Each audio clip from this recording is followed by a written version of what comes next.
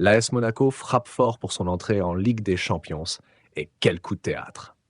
Au stade Louis II, les Monégasques ont fait tomber le FC Barcelone 2-1 dans un match où tout a basculé très tôt. Un Barça en difficulté, réduit à 10, a subi la loi des hommes d'Adi Hutter, qui ont su capitaliser sur cet avantage pour entamer la compétition européenne sous les meilleurs auspices. Cette victoire, c'est plus qu'un bon début, c'est un signal envoyé à tous leurs futurs adversaires. Dès le début de la rencontre, Monaco prend les devants et tout va très vite. À peine 9 minutes de jeu et premier tournant décisif. Eric Garcia, le défenseur central du Barça, se voit expulsé pour une faute en tant que dernier homme sur Minamino. Une exclusion qui laisse les Catalans en infériorité numérique et qui offre une véritable opportunité pour les Monégasques de prendre les rênes du match. Et ils ne se font pas prier. Seulement 7 minutes plus tard, Akliouche, ce jeune talent monégasque plein de promesses, réalise un superbe exploit individuel. D'un tir bien placé au premier poteau, il trompe Marc-André ter Stegen et voilà Monaco en tête. Une ouverture du score qui lance parfaitement la machine monégasque, mais Barcelone, même n'a pas dit son dernier mot. Ils réagissent vite et c'est Yamal, la pépite du Barça, qui va remettre les compteurs à zéro. À la 28e minute, après une belle passe en profondeur de Casado, Yamal se débarrasse de Vanderson avec une aisance déconcertante et envoie un tir à ras de terre qui trompe le gardien monégasque Keun. Et voilà que le Barça revient dans la course 1-1, donnant un coup de frein à l'élan monégasque.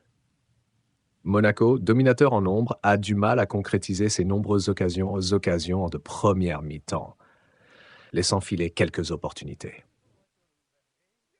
Avant d'aller plus loin, pensez à aimer cette vidéo et à vous abonner pour ne rien manquer des prochaines analyses et résumés de matchs. Ça nous aide énormément à continuer de vous fournir du contenu de qualité. Le début de la deuxième période voit Monaco revenir avec plus de mordant. Ils savent que la victoire est à portée de main et ils vont pousser pour reprendre l'avantage. Finalement, c'est à la 72e minute que tout bascule à nouveau. Vanderson sur un contre-éclair met la défense barcelonaise en difficulté. Il trouve Ileni Kenna, qui ne tremble pas face à ter Stegen, et redonne l'avantage à Monaco, 2-1. Ce deuxième but aurait pu être suivi d'un troisième, si l'arbitre n'avait pas annulé un penalty accordé à Balogun après une intervention de Íñigo Martínez. Une décision qui fait débat, mais qui ne change rien à l'issue du match. Avec cette victoire, Monaco démarre idéalement sa campagne européenne. Leur groupe, relativement accessible, leur offre une belle occasion d'accumuler des points et de se mettre en bonne position pour les huitièmes de finale. Adi Hutter peut être satisfait de la prestation de ses joueurs, mais il sait que la route est encore longue. Côté barcelonais, le cas de Marc-André ter Stegen mérite qu'on s'y attarde.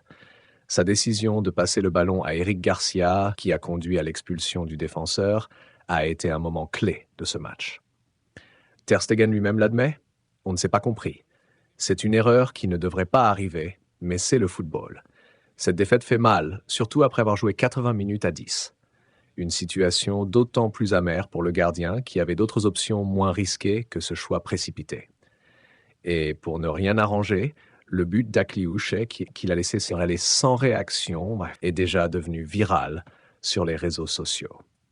L'image de ter Stegen impuissant face à la frappe du jeune talent monégasque fait le tour du web. Il était surnommé le mur de Berlin pour sa solidité dans les cages, mais ce soir-là, ce mur a commencé à montrer des fissures. La question que beaucoup se posent maintenant est: le Barça doit-il commencer à penser à un remplaçant pour ter Stegen?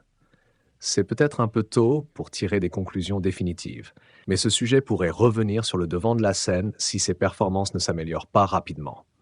Quant à l'entraîneur Hansi Flick, il n'a pas caché sa frustration après le match.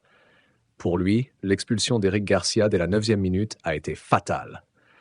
Le match a complètement changé avec cette exclusion. Nous avons tout de même essayé de revenir et nous avons eu des opportunités, mais quelques erreurs nous ont coûté cher. Ce revers est une première en compétition officielle pour Flick depuis son arrivée au Barça, mais l'Allemand ne s'alarme pas. Il préfère voir cette défaite comme un coup d'arrêt temporaire et se montre déterminé à revenir plus fort pour les prochains rendez-vous. Cette première journée de Ligue des Champions a offert son lot de rebondissements Et pour Monaco, c'est une entrée en matière réussie. Pour le Barça, il y a des leçons à tirer, mais le chemin est encore long. Les prochains matchs seront cruciaux pour les deux équipes. Pensez à activer la cloche des notifications pour ne pas manquer nos prochaines vidéos sur l'actualité du football européen. À très vite pour de nouvelles analyses.